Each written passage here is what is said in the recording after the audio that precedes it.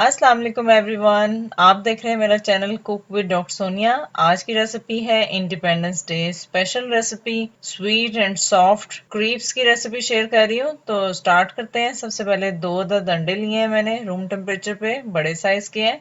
और 4 table spoon मैंने चीनी ले ली है, बारीक वाली है ये। Vanilla essence half tea spoon लिया है, अंडे की स्मेल खत्म करने के लिए यूज करते हैं। आप चाहें तो स्किप कर सकते हैं अगर आपको अंडे की स्मेल से कोई इशू नहीं है। अच्छी तरह से इसको मैंने मिक्स कर लिया और 2 टेबल स्पून इसमें मैंने मेल्टेड बटर ऐड किया है, ये अनसॉल्टेड है। अच्छी तरह से मिक्स करने के बाद 1 कप इसमें मैदा ऐड कर रही हूँ।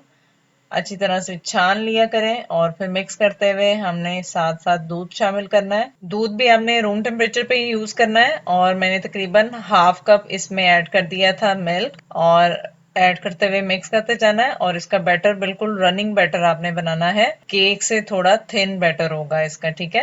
कंसिस्टेंसी आप चेक कर लें।